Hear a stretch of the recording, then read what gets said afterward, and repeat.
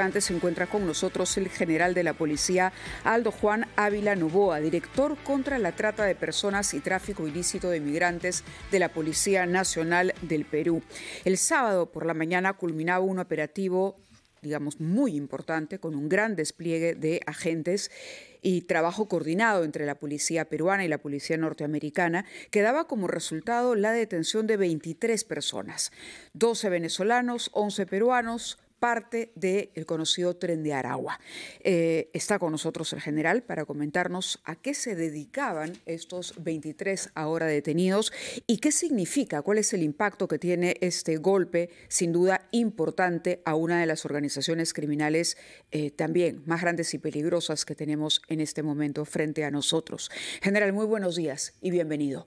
Muy buenos días, Mávila. Muy buenos días, Fernando. Buenos días, general. Sí, en principio, cuéntenos por favor quiénes participaron del operativo para poder entender el trabajo conjunto que hubo entre la policía peruana y la norteamericana. Buenos días. Como habíamos manifestado, este operativo se ha realizado en coordinación con HSI, que es Homeland Security Investigation del gobierno norteamericano, que nos están apoyando en el uso de tecnologías y material y equipo para ejecutar este tipo de operativos. La inteligencia que hemos venido desarrollando para desarticular estas organizaciones criminales son netamente peruanas, con analistas y agentes de inteligencia peruana. El operativo se ha desarrollado en la jurisdicción de San Martín de Porres y Puente Piedra, con 6 objetivos, 5 objetivos en San Martín de Porres y un objetivo en Puente Piedra, con la captura de 23 ciudadanos, 12 venezolanos y 11 nacionales. ¿Todos involucrados en trata de personas? Todos están involucrados en la trata de personas en la modalidad de explotación sexual y explotación laboral. Hemos visto un mensaje publicado por la embajadora de Estados Unidos en Lima, en la red X, en la que dice: las organizaciones criminales transnacionales no tienen cabida en la región fuerte, segura y próspera que estamos construyendo con nuestros socios. El éxito de esta operación, liderada por la Policía Nacional del Perú, con el apoyo de los Estados Unidos, es un testimonio del gran trabajo que podemos lograr juntos para mejorar la seguridad de nuestros ciudadanos y nuestra región compartida. Cae muy bien oír declaraciones de una autoridad norteamericana sobre socios y sobre colaboración en vez de amenazas. Ahora bien, ¿cuál es el apoyo concreto que ha dado Estados Unidos? Porque sabemos que ellos tienen acceso a tecnologías de inteligencia que nosotros no. En este caso, ¿cuál ha sido la colaboración? Si es que lo puede decir, naturalmente no todo debe ser revelado, pero lo que puede decir lo escuchamos con interés, general Ávila. Efectivamente, el apoyo que recibimos de este organismo norteamericano es el apoyo en tecnología e intercambio de información. Las organizaciones criminales de corte transnacional tienen vigencia en casi toda Latinoamérica. Entonces, a través de esta institución, nos apoyan en el desarrollo de tecnología para realizar las acciones propias de inteligencia y las acciones especiales de investigación. A la vez, coordinamos con los demás países que tienen presencia de estas organizaciones criminales, como son Ecuador, Colombia, Chile, Centroamérica mismo y mismo Estados Unidos, ya que Homeland Security también está trabajando en Estados Unidos por la presencia del Tren de Aragua en el territorio norteamericano. Claro, estamos viendo precisamente, para quienes nos siguen por televisión, han notado las imágenes de estos operativos. Para quienes nos están escuchando por la radio, podemos describir ahí el despliegue que decíamos de por lo menos 300 policías que han participado en este mega operativo. Se rescató también víctimas. ¿Cuántas? De las 120 víctimas se han sido rescatadas en este operativo y 3 menores de edad. 3 menores de edad. 3 menores de edad. Las menores de edad son puestas a disposición de la Unidad de Protección Especial del Ministerio de la Mujer y las víctimas mayores de edad están en proceso de evaluación para ser integradas al programa de asistencia social del gobierno peruano, que está a través del Ministerio Público, que es el UDAVID. Estamos en ese proceso de evaluación. Es un tema bastante difícil y bastante complicado para poder captarlas a ellas, porque muchos de los casos... ¿Se conoce de dónde provienen las víctimas? Es decir, las nacionalidades. La de nacionalidad son 80% de nacionalidad extranjera, venezolana, 80% de nacionalidad venezolana y un 20% de nacionalidad peruana. General, quisiera saber, cuando ustedes ubican a las personas que quieren entender, en este caso 23 personas, como ha dicho Mabela Huertes, y los ubican en 8 lugares diferentes de Lima, solicitan colaboración con los Estados Unidos. ¿Cuánto tiempo toma para que Estados Unidos conteste sí, vamos juntos? Es un proceso de investigación que lo llevamos rápido. No solamente trabajamos con el gobierno de Estados Unidos para el intercambio de información, también trabajamos con Interpol, porque buscamos las referencias internacionales que puedan tener a nivel de otros países, porque hay que conocer que el Tren de Aragua no solamente tiene presencia en Latinoamérica, sino también tiene presencia en Europa, está en España, para lo cual trabajamos también con Europol y el gobierno español en el intercambio de información. Entonces triangulamos toda la información que podamos recabar cuando intervenimos extranjeros para poder, en forma analítica, sobre el comportamiento de esta organización criminal y la presencia que tiene con nosotros. Que además es compleja, es un complejo criminal. Ahora, en este caso estamos hablando con usted que se especializa en la lucha contra la trata de personas, pero son varios los delitos, es decir, es como como un complejo, como una gran empresa con distintos rubros de negocio ilegal, digamos, para ponerlo de alguna manera en una estructura. ¿Qué otras actividades o cómo se articulan, digamos, o cómo se articula el delito de la trata de personas con los otros a los que se dedica el Tren de Aragua y por qué es tan difícil entender la manera en que funciona? El Tren de Aragua tiene un comportamiento muy especial y una estructura todavía no definida. Estamos en estudio con el gobierno norteamericano para poder definir su estructura. No tiene una estructura colegiada, no tiene una estructura piramidal, entonces nos estamos enrumando en la hipótesis que tiene una estructura diferenciada.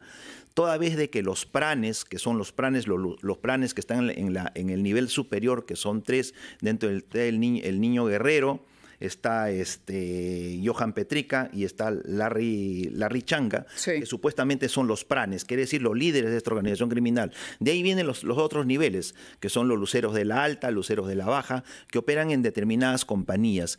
Compañías lo denominan ellos a las organizaciones criminales y las facciones del Tren de Aragua que están ocupadas en diferentes países, tanto en Perú como Ecuador, Colombia, Chile, Brasil, Panamá, Costa Rica, Estados Unidos, España. Entonces, esta organización está totalmente ocupando espacios en determinados países y tienen 2 características principales: capacidad de adaptación y capacidad de negociación. Se adaptan al medio. ¿Cómo está Perú? A nosotros nos mapearon en el año 2017 y cuando vino la migración en el año 2018 empezaron a copar territorios de trata de personas. Y en este momento, ¿cómo está con relaciones? ¿Cuál es la presencia del Tren de Aragua en nuestro país? En este momento al Tren de Aragua lo tenemos desarticulado. Los hemos desarticulado. Como organización criminal al Tren de Aragua en el Perú lo tenemos totalmente desarticulado. Todos los líderes han caído: Mamut, Katia, Armando, Satanás, Petrica, todos que han caído están ahorita cumpliendo su condena en Chayapalca. Pero cuando por el otro lado ustedes anuncian la captura de 23 delincuentes, ¿cómo entender eso? Un primo del maldito Cris, aparentemente y el un joven primo de 20 años, ¿no? ha caído en otro acto. Ese caso lo ha llevado la División de Extorsiones de investigación criminal. Es otro acto que están dedicados a la extorsión y cobro de cupos a transportistas. El Tren de Aragua es activo en esos están denominados como el antitren.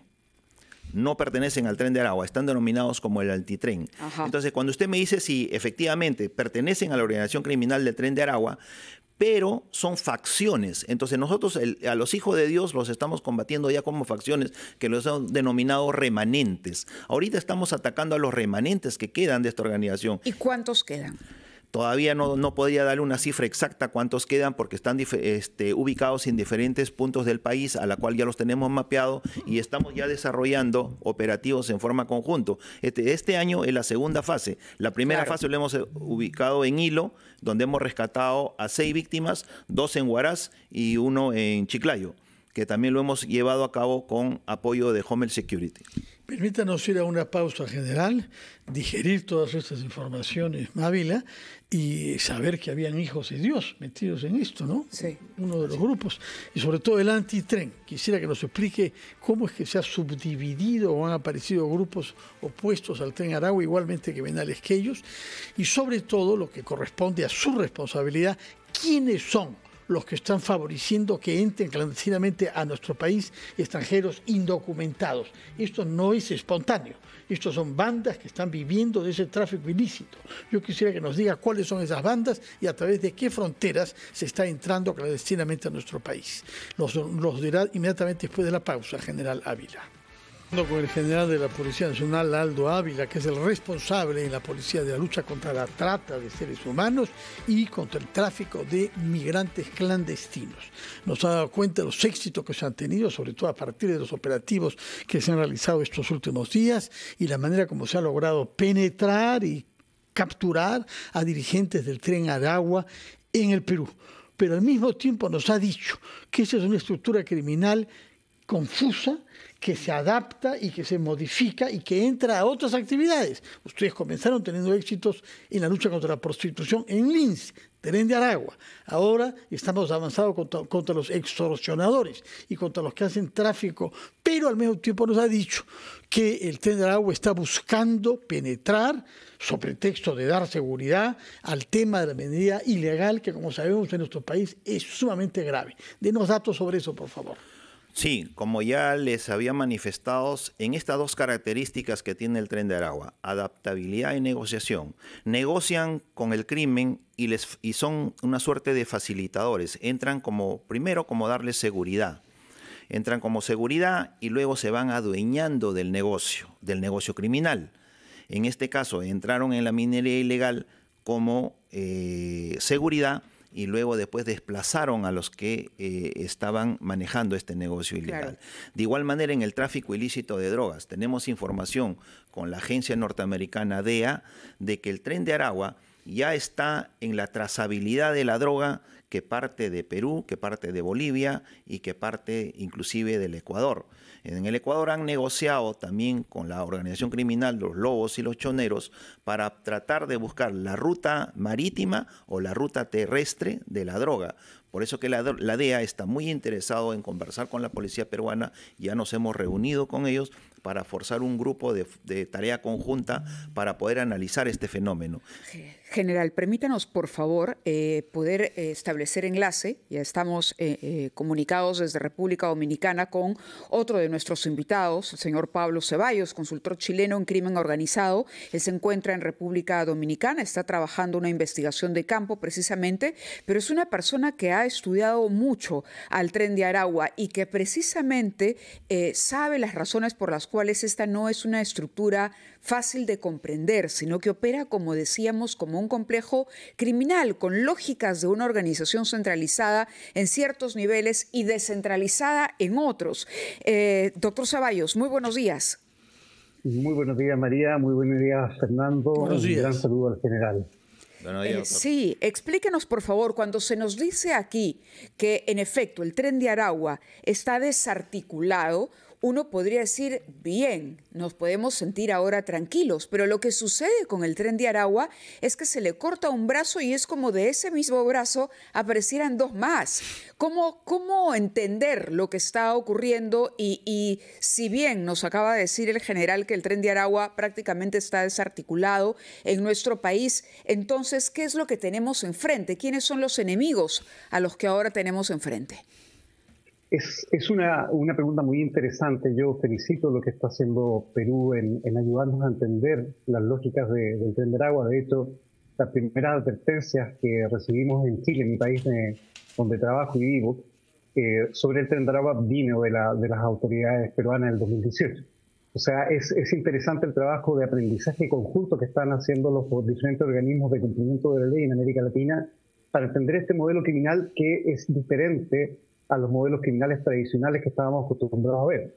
De hecho, hay algo que es un componente común. El crimen organizado es un modelo económico. Ellos buscan donde hay rentabilidad económica y en esa diversificación de mercados económicos, tal como lo planteaba el señor hace un minuto, si uno cierra, por ejemplo, el mercado de la trata de personas migrantes, ellos van a buscar un nuevo mercado para poder explotar. El tema que hay que tener cuidado, creo yo, pese a los esfuerzos que se están haciendo en América Latina, es pensar que hemos desarticulado una estructura que nace desde las cárceles, porque si no tenemos un sistema penitenciario sólido, probablemente lo que hemos logrado, ¿no es cierto?, con la detención de este sujeto, es un espacio de reordenamiento de la estructura criminal que puede perfectamente hacerlo desde las cárceles. En Chile, por ejemplo, nosotros hemos también detenido muchos integrantes importantes de células conjuntas que operan entre Chile y Perú, como el caso de los gallegos, que en general puede conocerlo muy bien. Pero estas estructuras ya dentro del sistema penitenciario chileno o peruano pueden realizar lógicas de fragmentación, de reclutamiento forzoso, porque son estructuras que, insisto, nacen desde las cárceles, desde el sistema penitenciario muy debilitado de Venezuela, y tienen una lógica de comprender cómo se puede gobernar una cárcel y desde la cárcel continuar las operaciones hacia el medio libre o hacia las calles. Entonces, independiente que es un golpe extraordinario, lo que no hay que confiarse es que por el hecho que estén detenidos, juzgados o condenados, la estructura está deshabilitada. Yo creo que hay componentes muy complejos de esta forma de entender el Tren de Aragua como complejo criminal, porque si bien es cierto uno puede golpear una línea del Tren de Aragua, la marca es tan poderosa que pueden franquiciar a delincuentes no necesariamente venezolanos, sino también de origen peruano, chileno, dominicano, la marca, y de esa forma continuar las operaciones criminales que le dan rentabilidad económica. Señor Ceballos, nos habla usted de que el Tren de Aragua puede franquiciar, es decir, ofrecer franquicias a otros grupos o a otros criminales, pero sobre todo ha puesto el dedo sobre la llaga de las cárceles. Y esto cae en el Perú con tanta mayor urgencia que hemos sabido, Mávila, que en la cárcel de Chayapalca, una de las más altas del mundo desde el punto de vista geográfico, se han hallado mecanismos tecnológicos para que hayan teléfonos celulares que funcionan dentro. Lo que creíamos que era una cárcel totalmente segura, resulta que también quizás está siendo utilizada, como usted dice, por criminales peligrosos que siguen haciendo su actividad desde ahí adentro. ¿Cómo se maneja el tema de las cárceles en su país, Chile, dado de que el Tren de Aragua nació en una cárcel venezolana y, como dice usted, sigue funcionando en las cárceles donde hay detenidos de su pertenencia? Yo creo que este es el problema y el desafío común de toda Latinoamérica y también de Estados Unidos. El sistema penitenciario de Estados Unidos también está con una crisis bien fuerte de presupuesto y de otras condiciones. Y probablemente es el desafío que va a tener la seguridad hemisférica en los próximos años. No solamente el Tren de Aragua, Fernando, todas las organizaciones criminales transnacionales que hemos conocido en América Latina en los últimos 30 años han surgido en una cárcel. El primer comando de la capital en Brasil, los choneros, como nombraba el general en Ecuador, los lobos, que es una fragmentación de los choneros, los tiguerones, que fueron formados por un ex guardia penitenciario en Ecuador. Entonces, la cárcel es un componente muy importante en la reactivación de la criminalidad. Y esto es probablemente la reconfiguración de lo que hemos visto del crimen organizado. Durante años hemos pensado socialmente o como investigadores que el problema se termina con la persona detenida. Pero hoy día las cárceles son también plazas de mercado criminal tremendamente rentables. ¿Por qué?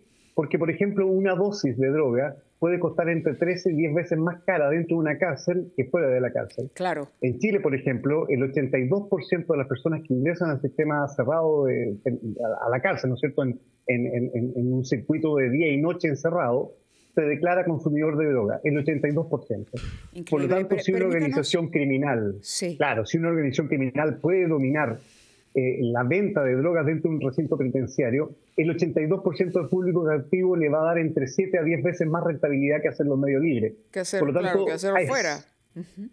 Exactamente, y por lo tanto las cárceles en materia extorsiva, Perú tiene un problema bien importante porque hay lógicas de extorsión intrapenitenciaria que fomentan la posibilidad de gobernanza criminal dentro de las cárceles. Y es algo que incluso va más allá de lo que la fuerza policial puede hacer. Señor la Ceballos, fuerza policial ha sido entrenada. Sí. Sí, perdón. Sí, no. Perdóneme la interrupción, pero estamos ingresando a un momento de análisis bastante interesante y no quisiéramos que corte la idea. Debemos cumplir simplemente con nuestro resumen de la hora, los titulares, y regresamos justamente para poder entender esta lógica. Porque, a ver, ahora entonces el reto va a ser, ya no solamente se trata de patrullar las calles y de imponer la fuerza ahí, sino de una reorganización eficiente, integral de lo que es el sistema penitenciario y la colaboración incluso entre países para manejar esta situación y resolver de raíz ese problema que es un poco el origen, ¿no? al mismo tiempo, el origen y lo que permite que se vayan retroalimentando estas organizaciones tan complejas y peligrosas. Son las 9:01. Vamos entonces al gran resumen de la hora y regresamos con nuestros invitados. Minutos de la mañana, retomamos ampliación de noticias y estamos conversando con dos invitados para entender cómo funcionan las organizaciones criminales hoy, el Tren de Aragua o cualquiera sea la denominación que reciban, en un momento en que la inseguridad afecta no solamente al país, a nosotros como peruanos, sino también a otros países vecinos y se convierten en organizaciones transnacionales muy, muy complejas. Está con nosotros desde República Dominicana el señor Pablo Ceballos y él estaba haciendo una interpretación del papel que desempeña, por ejemplo, el sistema penitenciario, ¿no? De cómo enfocar esta lucha. Yo le decía, cuando uno piensa en luchar contra la delincuencia, uno dice, bueno, saquemos a los militares a las calles, quienes opinan de que hay que aplicar una mano dura. Vamos a patrullar 24 horas, toque de queda. Pero hay un elemento importante que parece no hemos analizado lo suficiente, y es el papel que cumple el sistema penitenciario, las cárceles y ese submundo que lo habita. Señor Ceballos, usted nos estaba explicando ese fenómeno y me gustaría, por favor, que retome ese análisis antes de escuchar también la opinión que tiene el general para que le pueda complementar esa idea. Sí, muchas gracias. Yo lo que planteaba es que, primero, estamos viviendo una reconfiguración de lo que conocemos como un crimen organizado. En algunos casos hay estructuras criminales que toman una decisión estratégica de salir de un país y avanzar transnacionalmente a otros. Y en el caso de grupos como los choneros, como el Tren de Aragua, pareciera que esto obedece a condiciones sociales que son oportunistas, ¿no es cierto? La utilización de la migración, se dan cuenta que pueden avanzar por otras realidades y van creando estas estructuras que se van creciendo en el momento y por lo tanto se generan los fenómenos de franquicia, etc. Lo que nosotros hemos visto, y no es solamente un tema del Perú, que es un país hermoso que yo respeto mucho y cuya policía ha hecho una lucha muy útil para entender el Tren de Aragua, probablemente ha sido de los primeros en advertir la presencia transnacional de esta organización, es que tenemos un problema generalizado en la región que tiene que ver con la gobernanza criminal que se da dentro de las cárceles. Porque por años socialmente hemos pensado que el mejor lugar donde puede estar un criminal es la cárcel, y lamentablemente hoy día los criminales también piensan lo mismo. El mejor lugar donde pueden estar es la cárcel porque es la forma de reorganizarse, de generar estructuras y alianzas que ya no son solamente alianzas locales, y ese es el riesgo. Las alianzas son absolutamente transnacionales por la forma como las estructuras criminales operan en red. Y por lo tanto la única forma de luchar con estas estructuras criminales en red también son en redes que puedan permitir entenderlas. Y ahí está el problema más grande que tenemos en la región. No todos los países de la región están dispuestos a cooperar con la información necesaria para entender las estructuras criminales de origen. ¿Quiénes son los que no están dispuestos, señor Ceballos, a colaborar? ¿Qué países son? Claro, por ejemplo, en el caso chileno hemos tenido muy poca información respecto a quienes ingresan desde Venezuela, porque Venezuela no proporciona necesariamente la información oportuna y adecuada para saber quiénes están ingresando formal o informalmente a un país, ¿no es cierto? Hay otros países donde no tienen la capacidad de conocer quiénes son los migrantes. En el caso, por ejemplo, de lo que está sucediendo en Haití, hay poca capacidad para saber si esas personas tienen antecedentes o récords criminales. Entonces, hay algunas situaciones que pasan por voluntad o decisión política y otras que son por condiciones sociales. Lo que sí es que los países que están dispuestos a luchar contra esta nueva criminalidad que es absolutamente transnacional no pueden desaprovechar los espacios para poder integrarse. Y estos espacios para poder integrarse no son solamente los espacios oficiales entre policías, también es la sociedad civil para ser informada, también es la prensa, también es la academia que tiene una obligación de comprender estos fenómenos, porque tal como lo señalaba el general, ¿no es cierto?, en la entrevista con ustedes, uno puede desarticular personas y esas personas pueden volver a reorganizar. Lo que hay que avanzar es entender la econometría criminal que tienen estas organizaciones para golpear donde realmente les duele, que son sus negocios, sus finanzas. Señor Ceballos, y ahí es donde tenemos un esfuerzo. Permítanos darle la palabra al general justamente Aldo Ávila, que como repito, es responsable de operaciones exitosas, y esto lo ha sido elogiado por nuestro invitado, señor Ceballos, que es un criminólogo chileno. ha hecho un elogio de los resultados de la Policía Nacional en este campo. Señor Ávila, ¿cómo reacciona frente a la tesis que ha elaborado el señor Ceballos, que dice que el problema es que estamos asistiendo a una reconfiguración de la criminalidad internacional? Efectivamente, tiene bastante razón Pablo. La posición analítica que hace sobre el fenómeno criminal en la región es totalmente acertado. Chile ha desarrollado también importantes trabajos con la desarticulación de esta organización criminal, un trabajo fenomenal que hizo la doctora Paola Palaza en Arica con desarticulación de los gallegos y la identificación de importantes miembros del Tren de Aragua, y así como también establecieron una ruta del dinero que era muy importante, que es muy importante para desarticular a las organizaciones criminales. Sin necesidad de contradecirte, Pablo, pero ahí decía la doctora, uno de los estudios que hizo sobre el Tren de Aragua fue Ronda, la periodista venezolana que estudió desde el penal de Tocorón al mismo Tren de Aragua, y dentro de sus tesis era de que, y lo compartimos nosotros acá en el Perú en las organizaciones que hemos desarticulado y las facciones del Tren de Aragua, de que ellos no tienen franquicias, sino tienen células, y hoy en día ya cambiaron de la denominación de célula a compañías. Los hemos identificado las compañías que están operando en Costa Rica, la que está operando en Panamá, la que está operando en México mismo y en los Estados Unidos, y a nivel de Sudamérica, en Ecuador, Colombia y Chile mismo. Entonces, la tesis que esgrimes es muy importante, que nos vayamos a la parte analítica. Conocer el fenómeno y conocer al delincuente, porque si no conocemos el fenómeno definitivamente no podemos atacarlo. Tenemos que atacar sus economías, tenemos que atacar su ruta del dinero y cómo están articulados a nivel de la región. Si no logramos atacarlos a ellos de esa forma, conociendo su fenómeno, definitivamente no vamos a lograr. Porque bien lo dices tú, ellos se recomponen. Tienen una capacidad de recomposición terrible. ¿Por qué? Porque están en toda la región.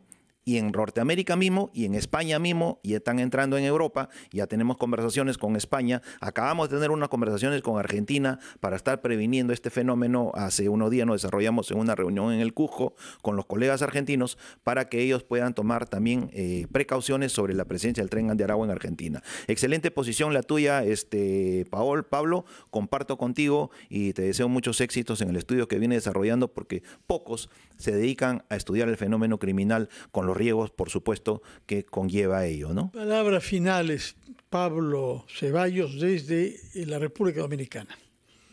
Sí, yo creo que tenemos que poner mucha atención a las formas como entendemos un complejo criminal que está en permanente cambio evolutivo. Esto funciona como una lógica.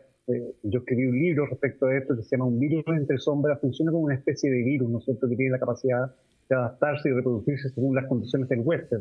Los huéspedes son los estados. Los estados más débiles van a ser el lugar donde indudablemente estas estructuras se transformen, se reproduzcan, etcétera.